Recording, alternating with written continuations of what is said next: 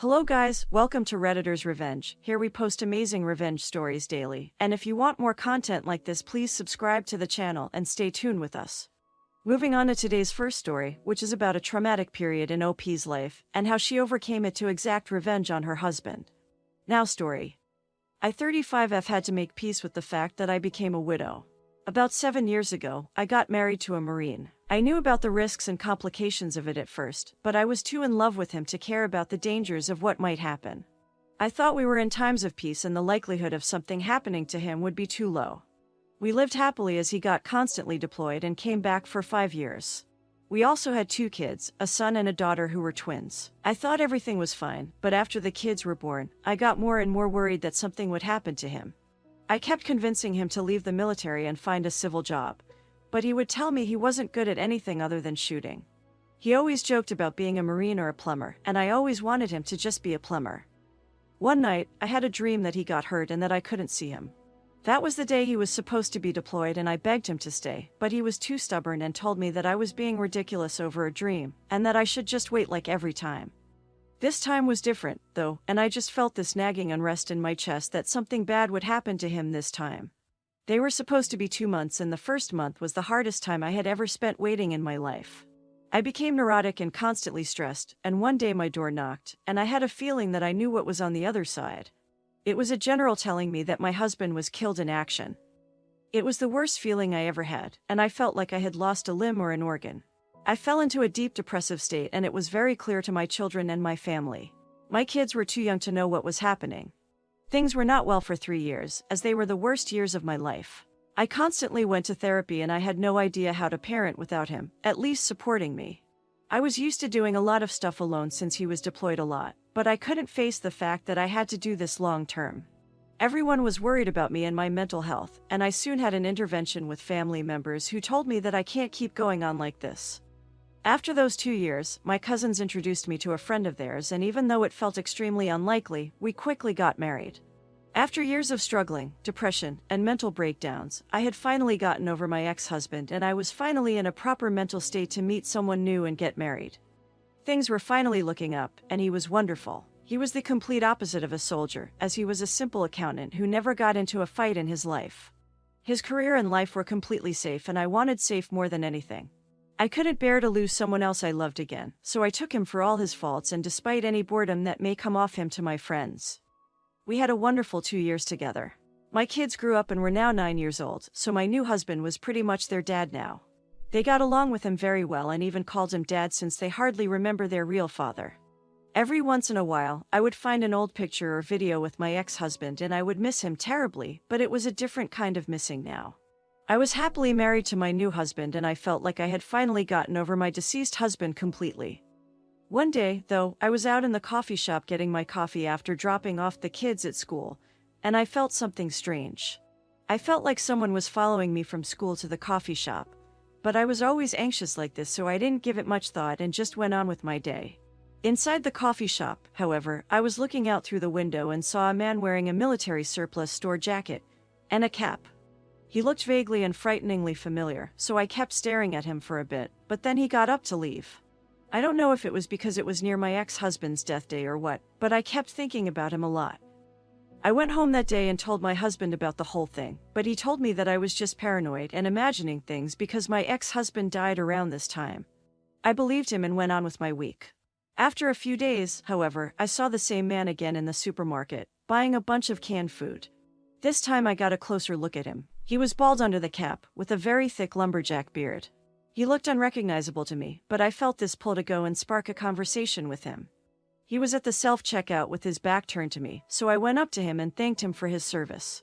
He didn't turn around to look at me, but just thanked me quickly and left with his stuff. It was very, very weird. I felt more and more interested in this bearded soldier, as he looked so lost and confused all the time. Even in the supermarket, he only bought canned and non-perishable food. Something was up and I needed to know more. I started looking for this man everywhere, as I assumed that he was homeless and didn't have a place to go. I looked in parks, soup kitchens, surplus stores, and everywhere. He would only come out during special occasions, like weekends or holidays. Something was so fishy. One day, I got the same ring on the bell that I got when I found out that my ex-husband had gotten keys. This time, when I opened it, I saw a strange homeless man. He started talking articulately. My husband was outside, so it was just me and him. After the pleasantries and the coffee and tea, he removed his sunglasses for me, asked me to look him in the face, and try to ignore the massive beard and eye scar he had. I played along and kept looking at his eyes until it hit me. He was my ex-husband. I screamed, and if it weren't for the fact that my husband was out of town, he would have come running. I couldn't believe it, but he kept telling me to believe that it was him. I was so confused and asked him a million questions. After he told me it was him and I focused, it was him. He first told me a bunch of stuff that nobody would know but him, so I got excited and utterly terrified. I asked him where he was those 2 years, and he told me that he got kidnapped by this terrorist organization that kept him for 2 years, barely feeding him and subjecting him to the horrors of humanity. Eventually, he managed to get out of this organization and fled back to America. It was a story right out of the movies, and things became more and more unbelievable, but I also knew it was probably enough in this crazy world. My ex-husband did not seem okay though. Something was up with him and his brain, as he kept saying and doing weird stuff and even talking to himself. Whatever mental abuse he got over at that organization would take years upon years to get well again. He told me that he doesn't feel too good and finds himself having these PTSD episodes that don't usually end well. He seemed excited and also very concerned about me and the kids. He asked me if I got remarried, and I said that yes I did, and he did not like that fact. After some adjustment, we agreed that he can come and meet our kids and my husband. He came over the next day and sat down with my husband and kids. He was like a stranger to the kids, of course, and my husband was very uncomfortable. We talked for a bit about what had happened, and my husband tried to be as nice to him as possible. Anytime my ex tried to get closer to the kids, they would shy away because of his scary look. He had lunch with us and we all calmed down. He said that he understands that he can't get back to me, of course, but that he would like to spend time with the kids. We agreed that he can come every weekend to spend family time, but that he can't take the kids such as in a divorce. After he left, my husband seemed like he wanted to explode. He went on a rant about how strange this whole deal is and how unhinged my ex seemed. He asked me how I felt about this whole deal, and I told him that it was very hard for me, but that I had moved on and only love him now. My husband needed the validation, as you don't see your wife's martyred hero husband come back to life every day. He told me that we will have to observe his behavior to make sure he was alright in the head, and he suggested we give him the number of a therapist. The next time my husband came, he was an even stranger. He brought the kids' toys in the form of plastic weapons, a bunch of them. He seemed like he cleaned up a bit, and he told us that he was reading. When we asked him how he was faring or getting by, he told us that he was living over at a friend's house until he could find a job. I could feel him giving me weird looks though, and he kept bringing up old memories of things we used to do together, which made my husband quite uncomfortable. When he excused himself to go to the bathroom, he took a long time, so my husband went up to go look for him and found him in our bedroom, looking at pictures and going through drawers. When my husband confronted him, he told him he was just looking for any old stuff that may have belonged to him. The following week, my husband was out of town again on business, and the doorbell rang in the middle of the night. It was my ex. He told me that he knew that my husband was traveling and that he couldn't leave me alone. I told him that I was fine and asked him to leave several times, but he wouldn't. I didn't want to call the police or anything, as that seemed like overkill, but I was scared. He just seemed out of it, and he sat down on the couch and watched TV and acted like we were married. He kept calling me honey and sweetie and even tried to grab my hand a couple of times, but I told him off and asked him to leave again. He suddenly went into this panic, and I understood that it was PTSD. When he got louder and louder, I called my neighbor to come over and take him outside. My neighbor came and tried to take him away, but my ex snapped and got into a fight with him and was beating him up badly. I had to call the cops, and they came and took him to jail. The next day, my husband came back and we bailed him out and told him that he has to go meet a therapist to deal with this PTSD. He agreed, and we didn't see him for a couple of weeks, but we were checking with the therapist to make sure he was okay. The therapist told us that he was very disturbed and that he hadn't attended the last 2 sessions. One day, the same military general who gave me the death news all those years ago came to our house again and sat down with us. He told us that he knows my husband is alive and that the news shocked him as much as it shocked us. He was very strict that if we saw him again we have to tell the general, and when we kept asking why, he finally told us. He told us that during his last deployment, my husband committed several war crimes and was going to stand trial before getting captured by the terrorist organizations. The military proclaimed him Kia, but apparently he suffered so much in his capture that when he escaped, several innocent people were killed as collateral damage, and then he went off the grid. My husband and I were so scared by the fact that we let him inside our house, and I couldn't believe that this was the man I was married to and had children with. The general assured me that the man he is now is not the man I married, and that I shouldn't feel guilty if I reported him. We had a few calm weeks without my ex showing up, and we thought that he may have left town or got arrested somewhere. The therapist told us that he was missing his appointments and not picking up her calls. He was completely in the wind, and I was glad. One day though, when my husband was at work, the kids were late from school. The school was quite near, so they often walked it. When I tried calling them, they wouldn't pick up. After an hour, they showed up with my ex-husband, who brought them ice cream. I was terrified and kept asking him to leave, and he was confused. He told me that he just wanted to do something nice, but I panicked and kept shouting that I wanted him away. This agitated him more and more. He kept acting very strange and unnatural and kept telling me that he misses me and loves me, and that he feels betrayed that I married someone else. He kept reciting our wedding vows and telling me that we should have raised our kids together. He kept getting closer to me, and I kept getting further. He told me that we can get back together and live the perfect life away from my husband. He didn't seem mentally unwell at this moment. He seemed like he was genuine. He teared up and told me that he was lost and can't do this without me. All of a sudden, he grabbed my arm and tried to kiss me. The kids screamed and ran, and he kept on going, trying to force himself on me as I screamed louder and louder. He kept telling me to be quiet and that it was okay and that we can have other kids that we can raise together. He was being quite violent, and I was crying, until my husband burst through the door, grabbed the fire extinguisher, and bashed him on the head with it. While my ex was down, my husband got over him and kept punching him in the face. It got into a big fight, and my husband was no match for my ex's military training, so I had to help him out and grabbed one of the fireplace rods and hit my ex with it. My husband was no fighter, but he was smart. He kept grabbing anything next to him and hitting my ex with it. He sprayed him in the eye with window cleaner and then went to town on him. I never saw my husband this violent in my entire life, and he then took the fireplace rod from me and kept beating him up with it while he was down. Eventually, he grabbed his hand and broke it, and told him that if he ever touches me again, he would do much worse to him than what these terrorists did. I was scared, but also very impressed and felt safe. We called the cops and my ex was arrested, of course. A part of me still felt bad that all of this happened to him in the first place, and that it was such a tragic story, but I couldn't deal with him like this. We didn't hear from him for quite some time, but the therapist told us that there was a court-mandated therapy time, and that he was consistent with attending.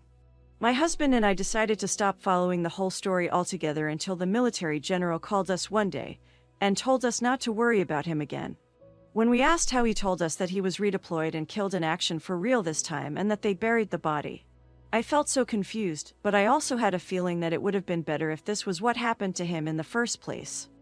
This brings us to the end of our first story. It was a truly tragic story, and I honestly can't imagine myself in OP's shoes, let alone how awful it would be for her. I don't think OP committed anything wrong or unfaithful, and he is solely accountable for the consequences he is experiencing because he betrayed his troops. Guys, I want to know your opinion about this story in the comments section. So before moving to the final story, if you enjoyed the video till now, please hit the like button and do subscribe to the channel to stay tuned with us for more awesome stories.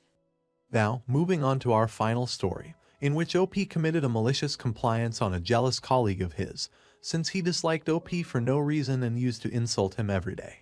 Now story. This happened about 5 years ago. I used to work at a dealership. I was part of the detailing crew. There were about 5 of us in that department, but only 3 of us were on site at a time. For content, when a sales rep makes a sale on a vehicle, they bring it to us to get it detailed along with stickers removed from windows. Nothing too serious, as they are already fairly clean. Now, the way this dealership works is, there's only one detailing department for 5 different dealerships. So we would detail cars for Toyota, Volkswagen, Nissan, GMC, and Hyundai. So yes, a fairly small detailing squad for 5 different dealerships. It sounds a lot, but surprisingly it wasn't too bad. This specific sales rep, we'll call him Jake. Jake was married to this other sales rep we'll call Mary. For whatever reason, Jake hated my guts for almost the entire time I was employed there, no idea why. I assume that one day he saw me talking to his wife, who I didn't know was his wife at the time. But that's because I was getting some info on a trade and that came in, and I was thinking about purchasing that car. It was a 2016 Nissan 370Z NISMO. No, I never ended up buying it. I just wanted to get more information about the car, how much the monthly payments would be, etc. I guess he didn't like me talking to her, so he hold a grudge against me. Again, this is just speculation. Also, I want to note that I have been in the detailing field for about 6 years at the time, so I had my fair share of experience and I was one of the best detailers in that department. Now then, one day Jake came up to our department with a sold unit, and I kind of overheard him talking to one of my coworkers about me. He was talking behind my back, and I mean he was saying rude stuff about me, but I was able to make out most of the things he was saying. One particular line I did understand was, "Hey, I have this car here. The customer wants you to just remove the stickers, nothing else. Also, make sure OP never touches the cars I bring up, okay?" Do I make myself clear? He doesn't know what he's doing and he's a douchebag. Me acting like I didn't just hear what he said. I continued working on my stuff and thought to myself, what did I do to the guy that he doesn't like me? But whatever, I guess. If he doesn't want me to touch his car, then be it cue malicious compliance. One day I was the only one that showed up. One guy called out and the other said he'll be late. I didn't mind. That day was also the day that Jake brought a sold unit first thing in the morning to us for a cleaning, and I was the only one there. He didn't know that. He thought the other guys were here working on another car or whatnot. He dropped the car there, left the keys on a board where we keep the other keys, and he walked away. Little did he know I was alone. I did not touch his car as per his request. The car sat there for 4 hours. He came up to pick up the car and noticed that it hasn't been touched at all. He came to me pissed and said, "Why hasn't my car been touched?